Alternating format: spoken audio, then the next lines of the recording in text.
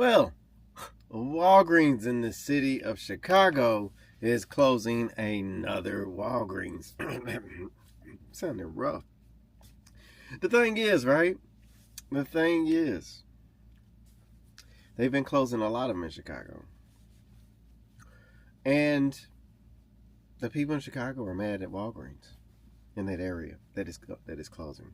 They're mad at them. It's some kind of corporate, they call it corporate mistreatment. They need to be charged with some kind of corporate law or something to where they're abandoning the people in that area.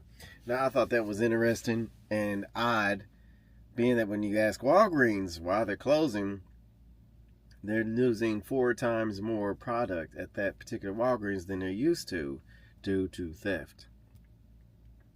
They even tried to mitigate it by locking up stuff in the store in these safes so the customers could come collect it, and those were getting broken in at an alarming rate. Not only that, the people in the community aren't blaming the criminals for stealing from them. They're blaming Walgreens for leaving. Some kind of mistreatment. Walgreens also stated that they're getting less business because customers are getting their prescriptions elsewhere. So there's more thievery, less people shopping there. I think their loss was like over $1 million in theft a year. And you add all these things together, you can't run a business. It's not viable. It's not personal. It's just not viable.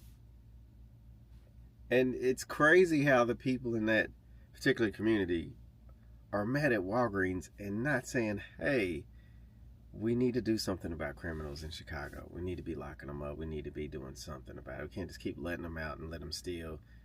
And then the city of Chicago is kind of leaving it up to the stores to secure their own situation to try to mitigate it. Because the school of thought is, if you lock up the products, then you don't have to lock up the people.